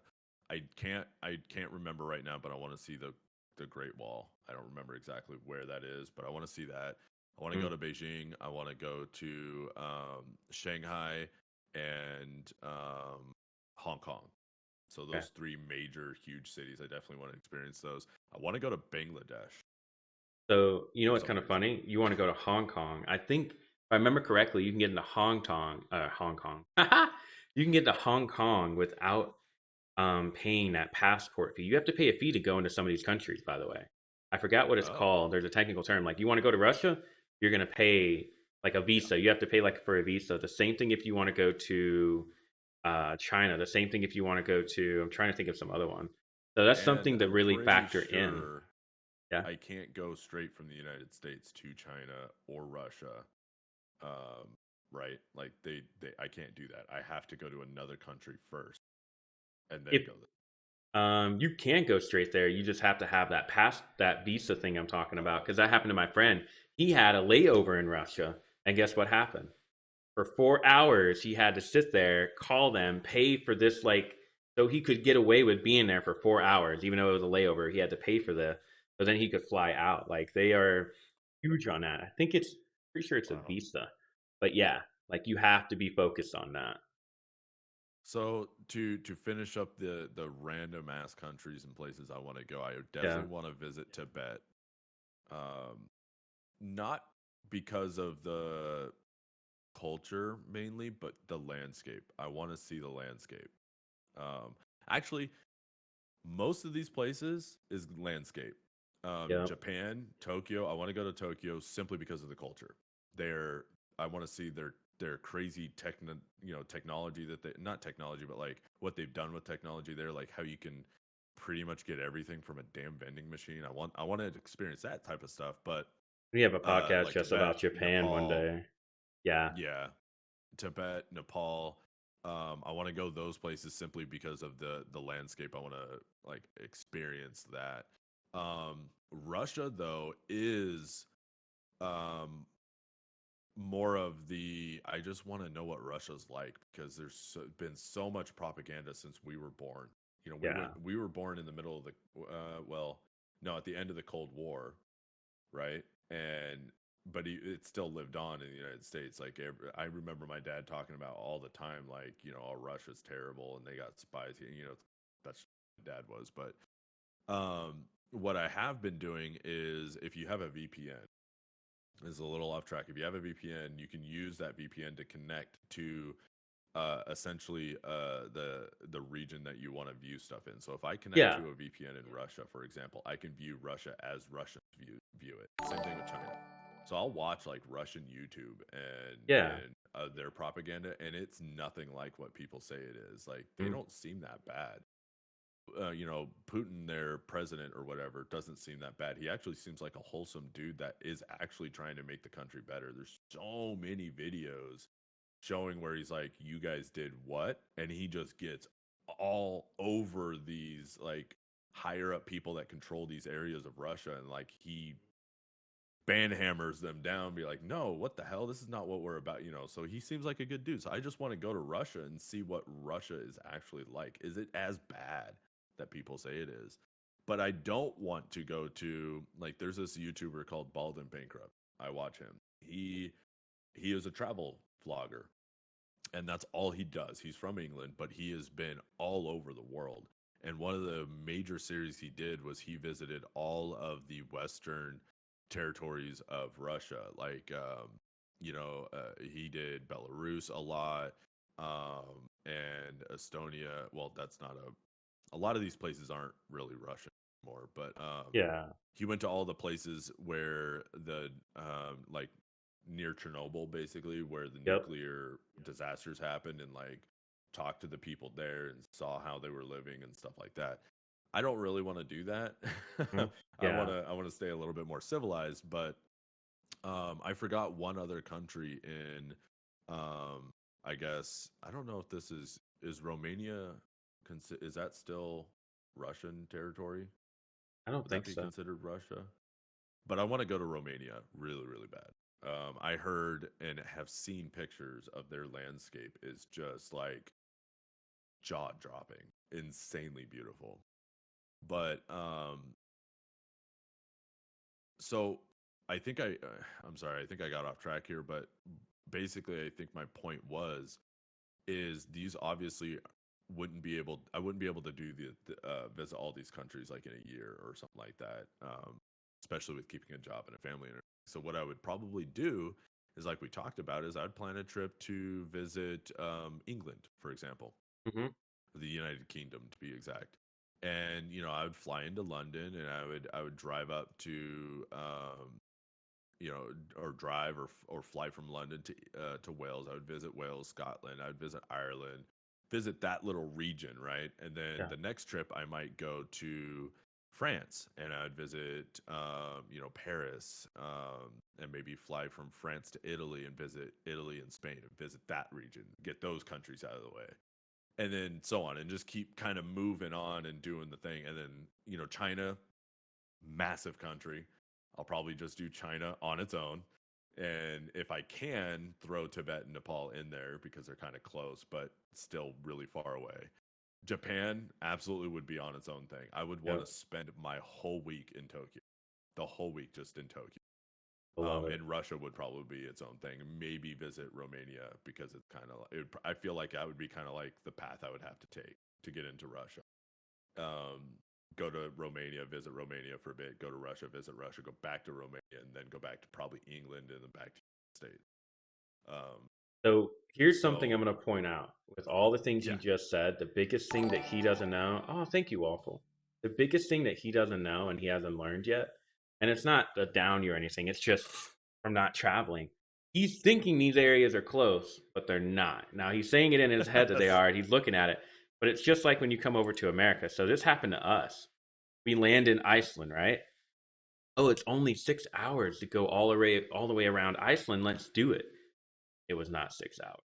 You got weather, you got travel, you got traffic. traffic, you got all that stuff. And the thing is, it's like when you're going to these places, you're never gonna enjoy or love a place for 1 week. I Tokyo would be a 1 week thing that you would love. I promise you'd get to enjoy everything, see everything, and love it. But going to another country after that, or trying to do like the one thing I regret doing is when I went to Scotland. I was only in Scotland for 2 days, and I flew to Dublin. I was in Dublin for 3 days, and I flew there from Dublin to London. Then from London, I went to Greece. Oh no, I went to Italy. Sorry, I went to Italy. I take that back. I went to Italy. Then from Italy, I went to Greece.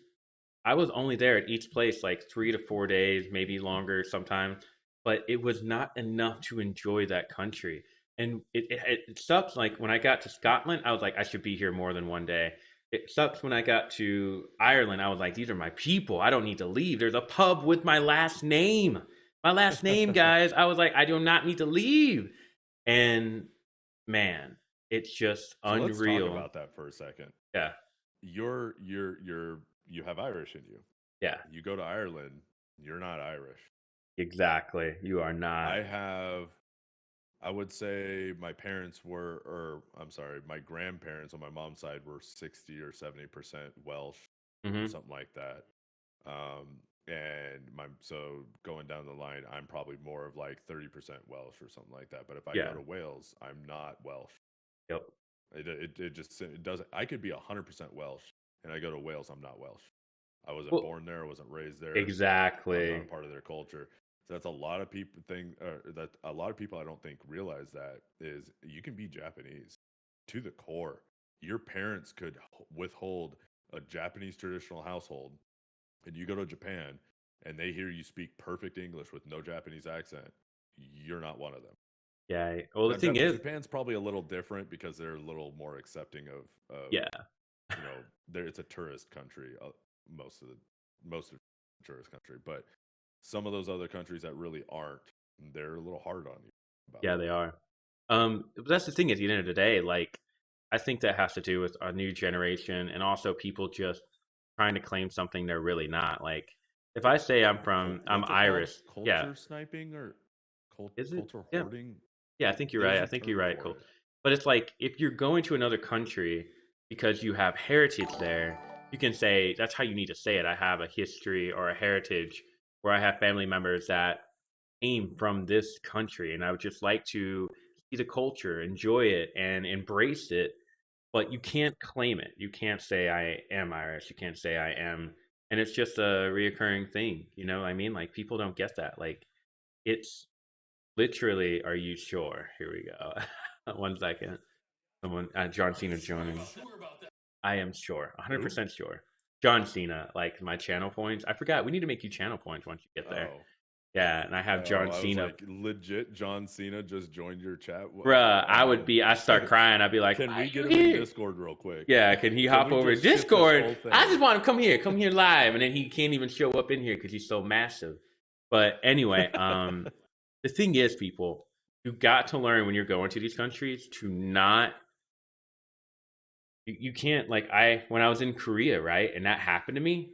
I had to let that go. Like I can't. You don't. The one thing you need to learn: do not start a fight in another country. They are going to pick their people over you every time. It's just the way it You is, you are know. the definition of an outsider.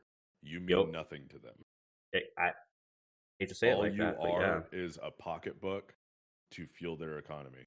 It's about the biggest amount of respect you're going to ever get from anybody in another country.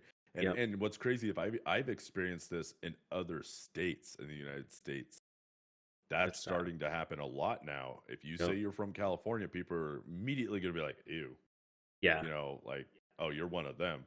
Exactly. I've I've lived in Arizona for 11 years, and I've told people recently that I'm from California, and that is the response I got. And I'm like, I'm not one of them. That is Yeah. kind of the reason why I got out of California. That's a little rude, that kind of thing.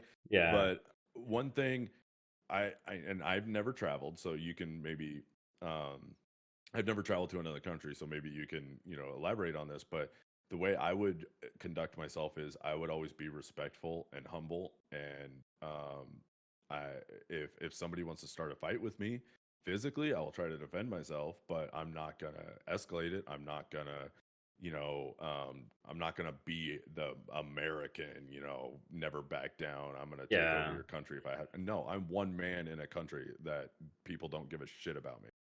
Yeah. The So biggest thing is be don't respectful. don't put yourself in positions where you have to defend yourself. Now, this happened, it's going to sound horrible, but like we were in Greece, right? And I was telling people, don't just say yes to someone. Someone's going to walk up to you and try to give you something. They want you to pay for it. If you go to Mexico, you'll see it happen. Greece was a moment of tension where they give you a friendship bracelet, but they stick their hand out to shake. So you go to shake And their then they start hand, putting it on. they put it on, and then you try to let go. They're not going to let go of your hand. They're not. So you got to be careful and make sure you're aware of where you are in your situation, and don't be afraid to look up stuff. Look up the culture. Like I know in Russia, they think smiling means you're up to something mischievous. That could be a simple one that nobody really believes anymore. But in America, it's kind of we smile to each other. We say hi, good morning. They're over there like you do your job, right? Japan, there's certain words that you don't say to them, and certain words they really shouldn't say to you. But it's just every culture is different. That's where it's another crazy topic where we'll start talking about. I don't know, not really. It's just every country. You think America's the only one going through some kind of political problem? Ooh, I Every country. yeah, Every every country. country is going through that, and every country is just struggling to try to figure out where they're going to go from here. Same thing with us. And what we got to hope for is that everybody is on the same path as well. And that's just not to get too political or too crazy, but look up like what's happening in these countries. And look up, like I know you said the propaganda for Russia, but look both sides up. Make sure you know what to say and what not to say and what not to bring up.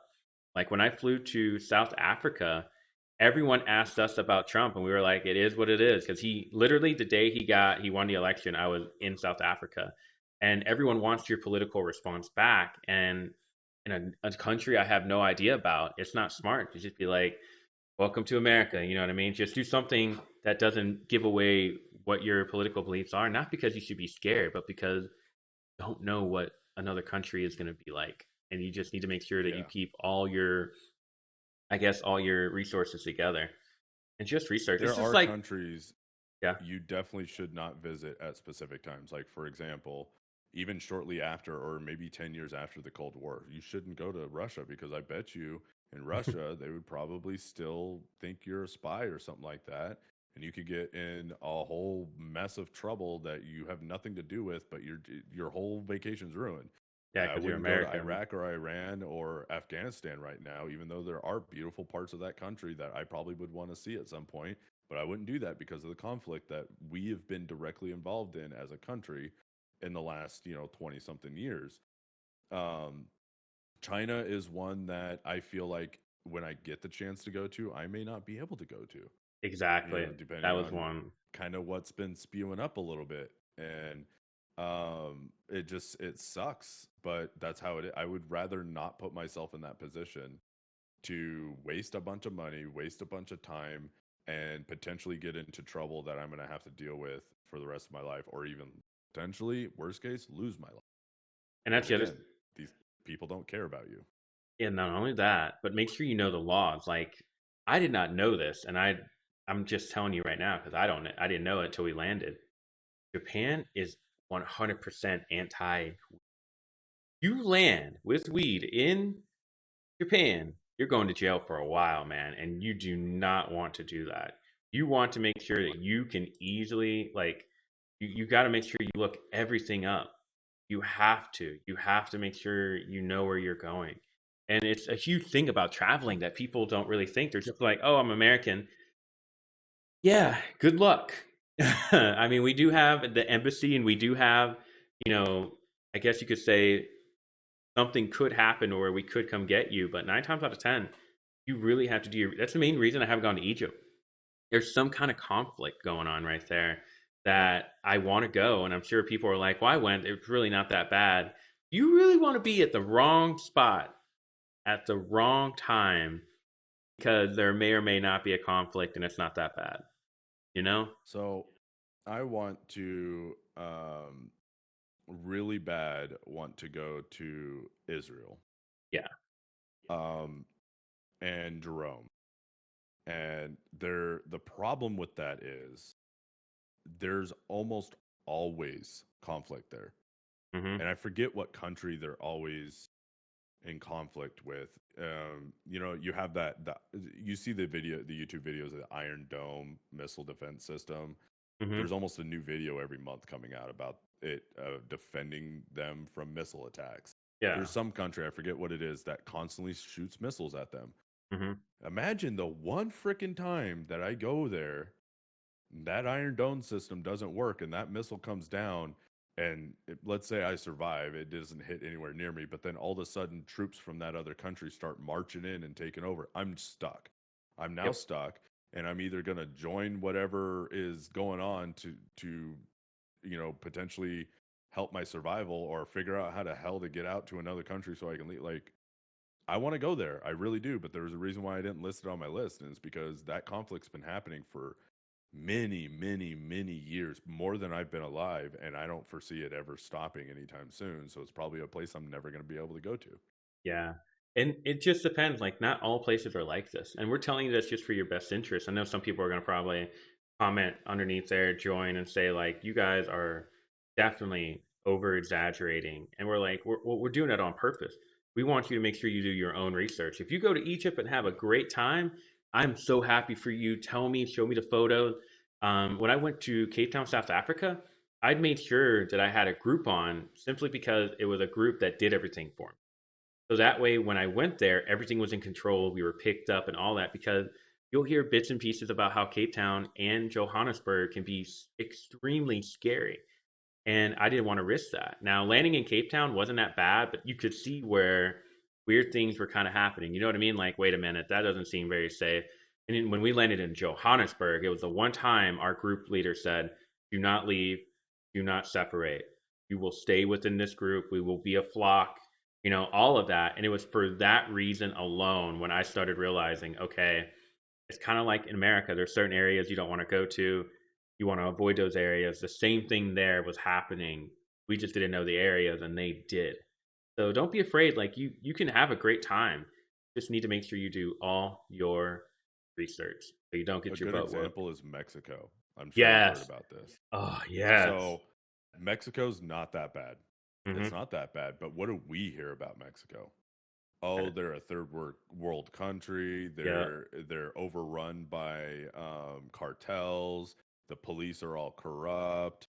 All this shit. That's not true. You go to Mm-hmm. Mexico, 9 times out of 10, you won't see a single shady thing happen.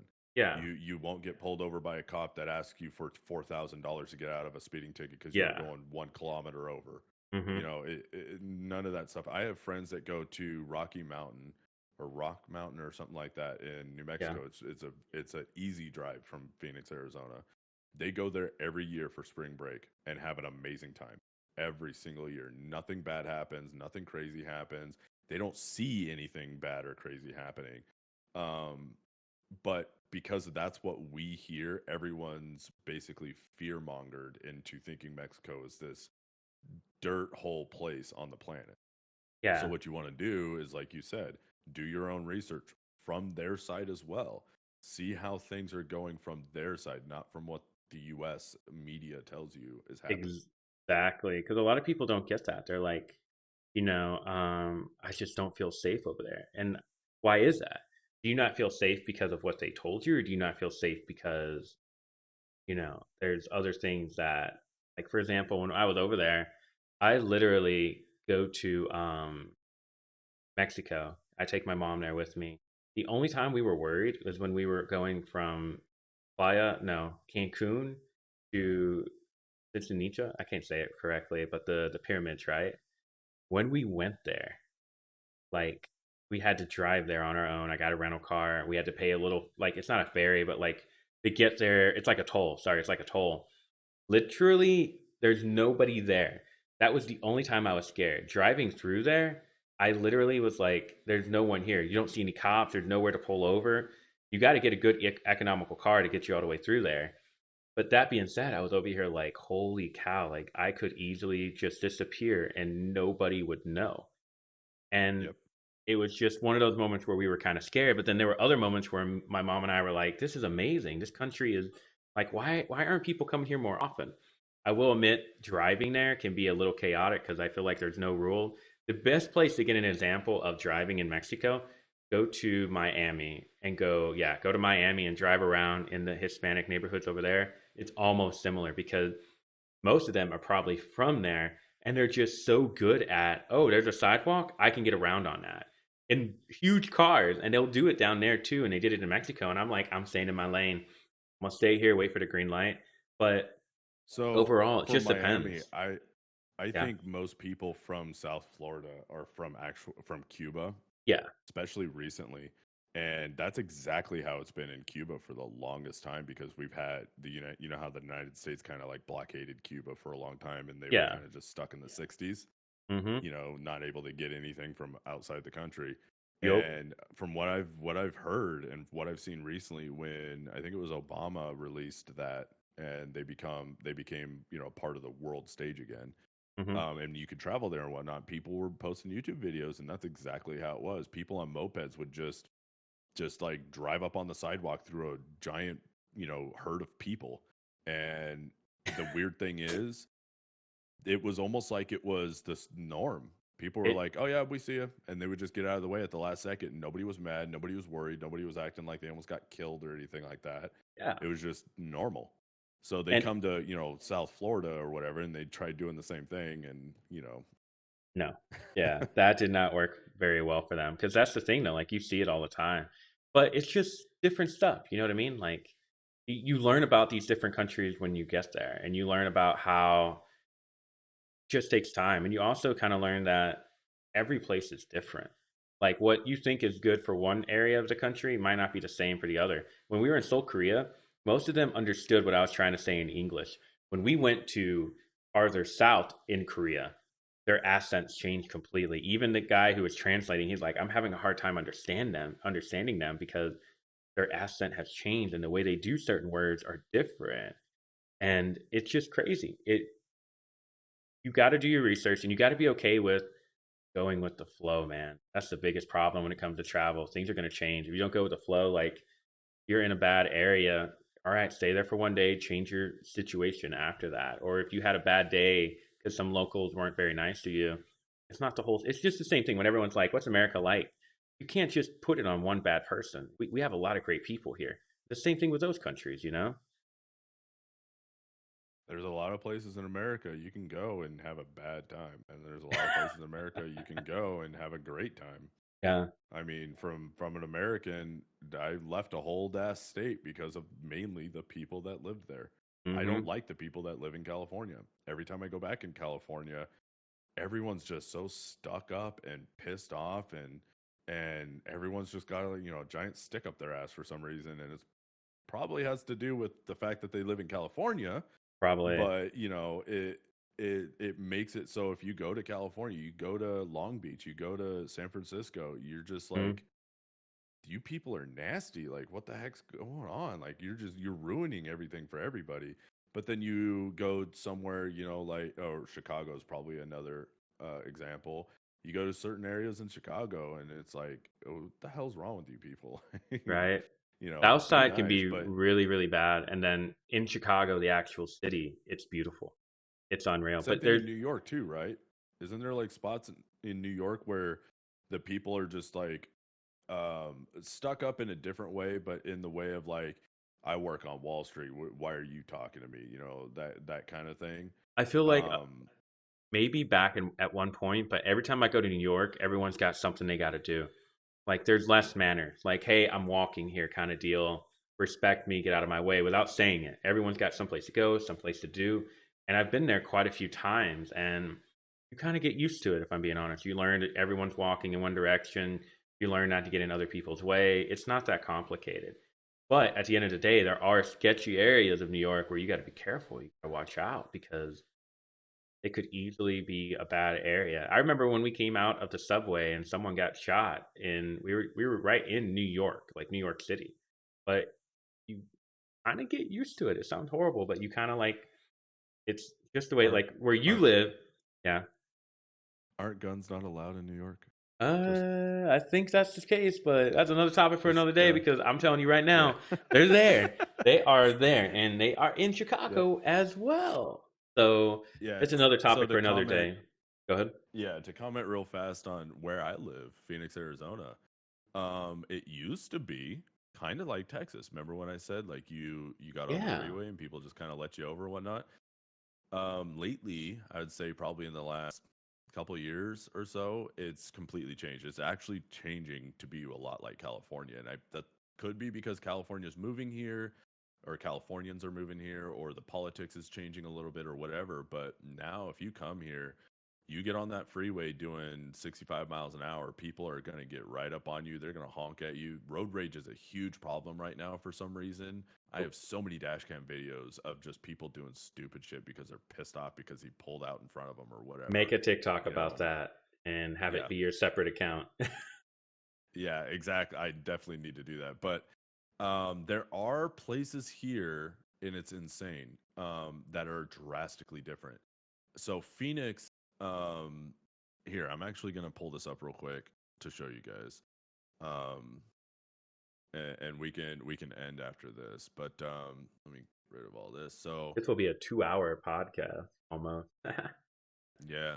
So Phoenix is split up kind of like a hand with fingers. You have Yes. downtown Phoenix.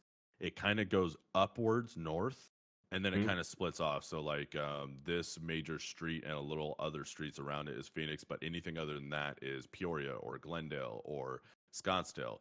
The crazy thing is you go into Phoenix and it's kind of like downtown Phoenix is kind of like what I would imagine New York is. Everyone's busy. Everyone's got something to do. They're going places. They're doing things. Get out of their way.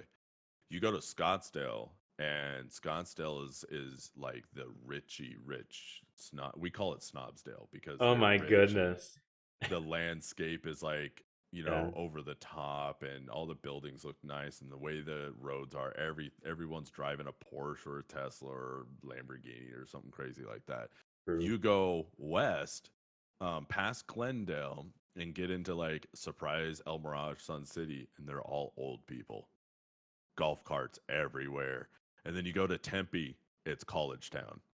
That's where you get all those kids skateboarding around and hanging out till 2 a.m. at a Taco Bell and doing just hood rat shit. And then you go over to like Mesa area, and it's kind of like Mesa's kind of like a town that just kind of got left behind. Not much development. It was almost like it was first developed, and then everything developed after it, kind of. And then south of that, you got Gilbert and Chandler. That's more of like the suburbs, massive suburb. And then and further east of that, you get to Apache Junction, and that's and like you got Hicksville right there. That's Really? people are Like living in mobile homes? trailers and Yeah. no landscape. It's all dirt. It's Yep. just dirt out there and big lifted trucks and trailers, and so it's crazy how a lot of people think of like um, Arizona as Phoenix. But Yep. Arizona, you have Phoenix, Tucson, Flagstaff. You have a bunch of other different towns, but Phoenix is the main hub. And they don't realize that when you fly into Phoenix Airport, you are in Phoenix. And if you go from Phoenix Airport to Tempe, for example, it's drastic change. Or Phoenix to Surprise, drastic change. Yeah. It's just like it's insane. You got this is the kind of research that I believe that you got to do, even if you're going to another place you've been to or you haven't been to in the United States. You got to do the research of the little sub areas in that area. Atlanta's not just Atlanta. I'm sure there's a bunch of little sub areas in Atlanta, and Oh, there's some yeah. I probably don't want to go to, and there's some that I probably want to see. Yeah, So there's same thing with totally. other countries. Do your research, check out what the different areas are like. Yeah. And also, when you're like, we started this off with how I travel. If you can get a job that lets you travel, you're going to enjoy it, I promise. But above all, if you get a job that gives you the ability to let you use your credit card, that's where you're going to dominate. You're going to be happy because you can use that credit card to pay for your travel when you want to travel later. Definitely look at the referral links I have in my link tree. You'll see that I have the Hilton and the Chase one there. The Hilton one, you can decide on whether or not you want to do the 450 annual fee. You get a lot of perks with that. You'll be able to see that, and you have the Chase one. We recommend, or I recommend that just because you can start saving those up and travel. You just need to pick up whether you want to pay for a free flight or you want to pay for free lodging, and then do your research on where you're going. Like I was just showing him today, you can easily find flights. You just got to be able to map out where you're going to go, look at like where you are, see what the hub is. Like LA, New York are great hubs to get in and out of the country. Not only that, but you can find deals where you can go explore those countries for or cities for a day, and it's not that bad.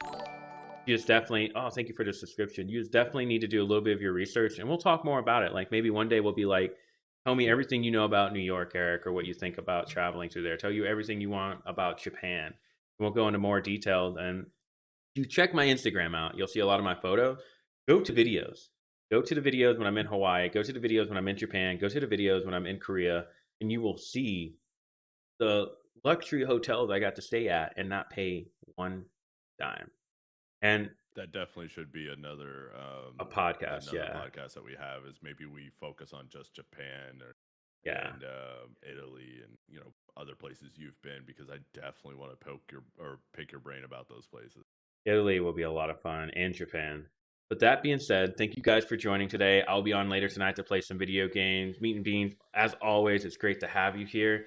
And I Thanks for guess we'll having me. catch you guys next time, all right? Thanks for And joining, oh, guys. stay for here. I'm going to do the stream editing here where the roll or credits, and you'll be able to see everybody Yep. who, yeah, joined and everything. I love that so much. But if you guys also have things you want us to talk about, don't be afraid to leave it in the comments. Don't be afraid to DM us. Don't be afraid to tell us because we'll keep talking about everything we know and everything we like. But if you guys have something like travel was one that people I know definitely wanted to know, like how it is I travel and how I'm able to do it. But there's like other things. Everyone wanted us to like talk about what was the we talked about the RV one. Everyone loved that, and we had to do a part two. And we can easily do a Yep. part two on this as well if you guys want more information on it. With that being Join said, our discords. yes, that's it. I forgot. Yeah, join our Discord, man. Like we're always in there talking. You can join in there and talk. And guys, just have a great day. I'm gonna go ahead and mute us, and I'll catch you guys later. Okay? Way go.